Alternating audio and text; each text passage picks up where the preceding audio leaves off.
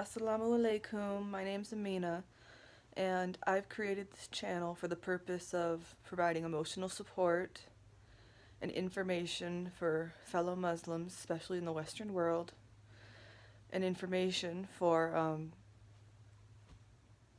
pretty much everybody. I find it so heartbreaking how many people know very little about Islam and how much of their information is just so unbelievably false. And to see people hate a religion that I think is completely beautiful is heartbreaking, especially in the brutal way people talk about it. You know, it's heartbreaking to see so many people not care who they hurt, who they kill. Because quite frankly, if you encourage someone into suicide with your words, you encourage someone to take their life, you have blood on your hands. You're a murderer. You're guilty. And so many people say such terrible things to Muslims online everywhere, to the point that it just seems like it overwhelms YouTube, as well as many other social media websites. And it's shocking how so many people could not care if someone kills themselves. How can you not care? I have always wondered that question, because I have never been one of those people who could not care. My entire life, I stood up for what I believed in and the people I cared about. I paid for it, I suffered for it, but I'd do it all again, and do.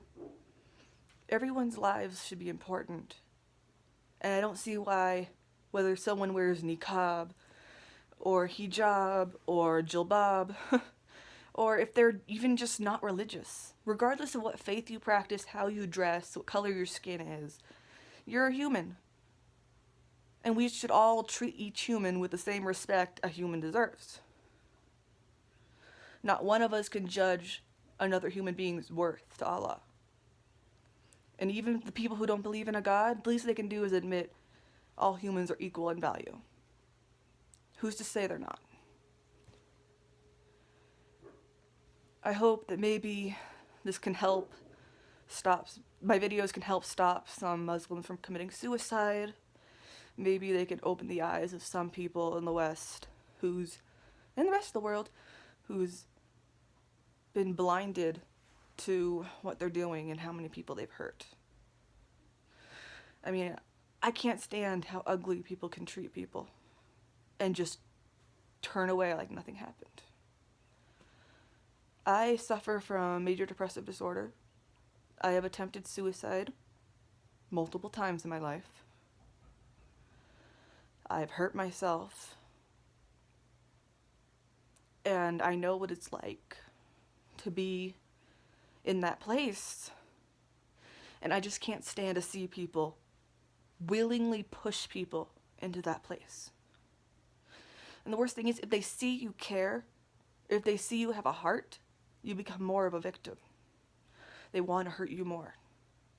What kind of person does that? Sounds more like a demon. Sounds more like a demon than a human. Getting joy out of making people want to die. Pretty demonic.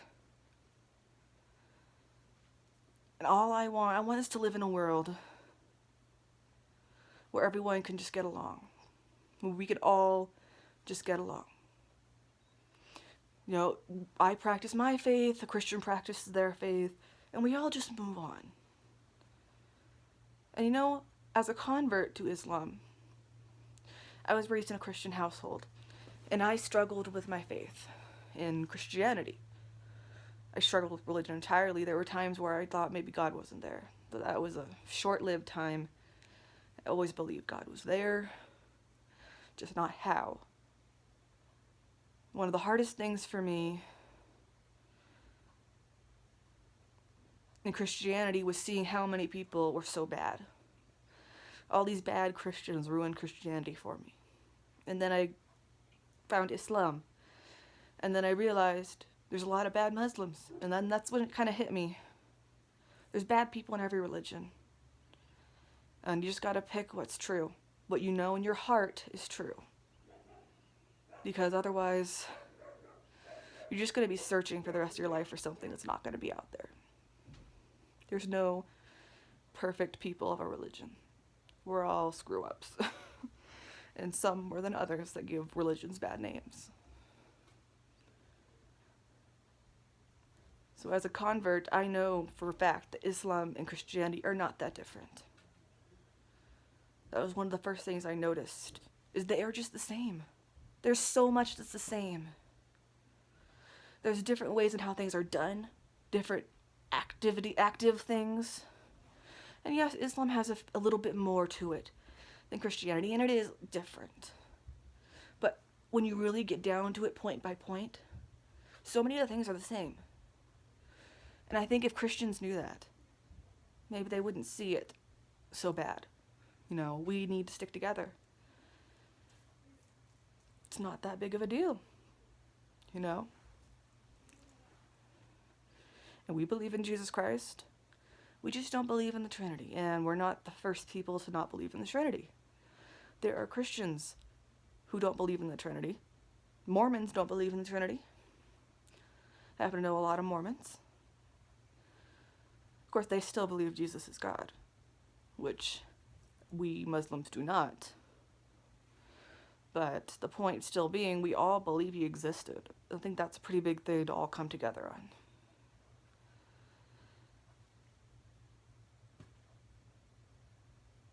I hope that if any of those cruel, hateful people are watching this video, they look inside themselves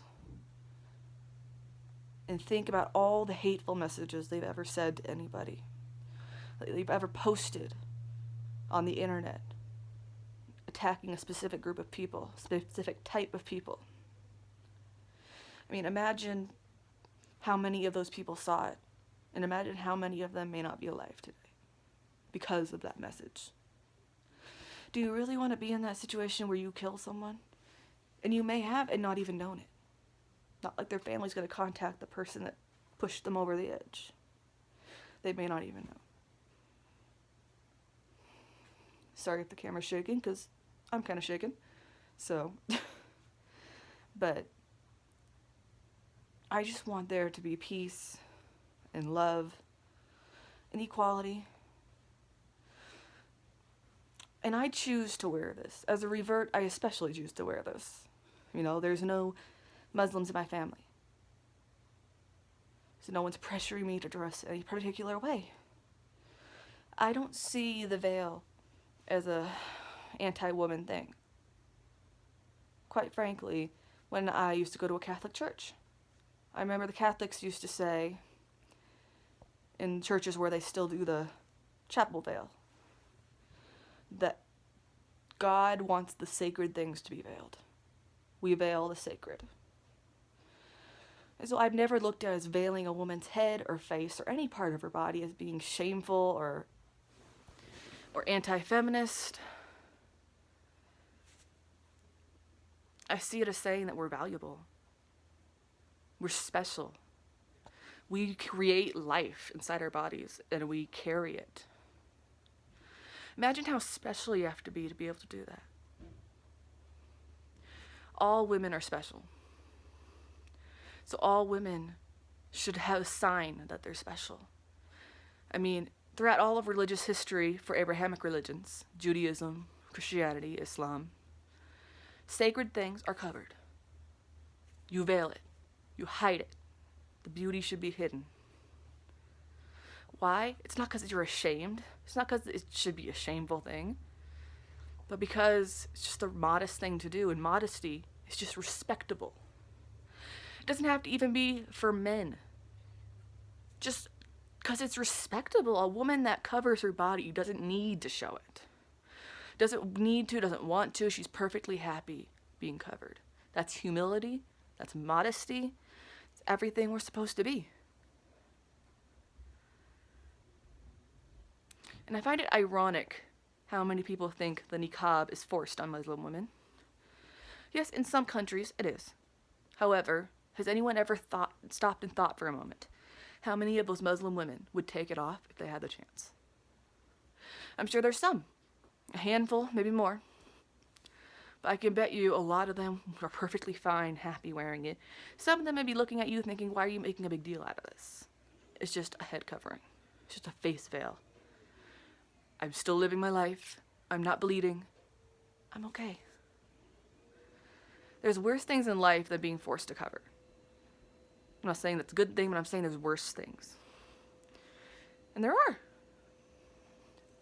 And some Muslim women might be happy. They might have a good family, a good job, love their kids, have a great education, and still be forced to wear the niqab in their country. But they're happy. I mean, that's one of the things that's always bothered me in my culture in the United States. Is everything has to be a big deal. Who cares what you wear? What you wear is not going to make you happy. And what you don't wear is not going to make you happy. Happiness is not going to come from your clothes. So regardless of what you are or are not wearing, if you're not happy, I doubt that's why. And maybe that's something people should think about a little more. Should a woman have the right to wear whatever she wants? Yes. I fully believe that. But if she doesn't, it's not the worst thing in the world. Let's put everything in perspective here. There are women who aren't allowed to have their babies, to raise their children. There are women in this country, and I am one of them, who are not allowed to adopt children. Why? Because they're different. Because they have a diagnosis of something. I have autism. Yeah. And autism means I can't adopt children because I'm deemed an unfit parent. That's a pretty screwed up thing to not have the right to do in my own country, the USA, home of the free. We're not free either. We're not. I just hope that I could have my own children physically one day, that I'm able, that Allah will make me fertile and allow me to bear children. Because otherwise, I'm not going to get to be a mom. And that's all I want to be.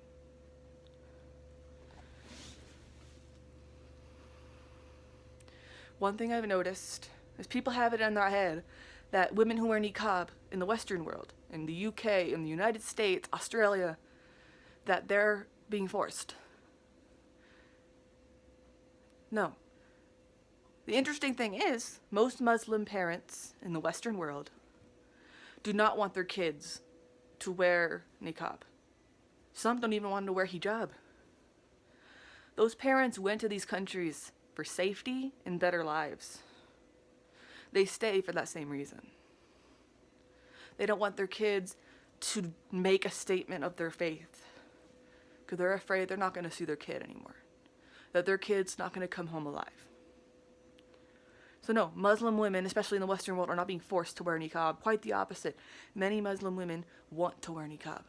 Young girls, by young girls I mean teenagers, want to put on the niqab, but they can't. Because their parents refuse it. They are not allowed to wear niqab. So why do people make it sound like it's the parents forcing anything? In my experience, I have yet to meet a Muslim family forcing their child, their daughter, to cover anything. I've seen countries where the politicians force women to dress a certain way. I've yet to see parents who do that. I'm sure they exist. But just because a whole country of women are forced doesn't mean their parents are forcing them. Quite frankly, if every woman in a country is dressed this way, it's highly likely that it's a law, has nothing to do with the parents.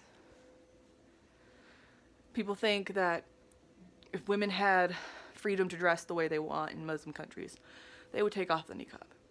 However, look at Indonesia. Women don't have to cover over there. They have so many different faiths and religions. And yes, Indonesia is an Islamic country. It's Islamic majority. Almost all of the Muslim women there cover their heads, and some cover their faces. By choice. Always choice. Why do we always have to make a big deal out of these things?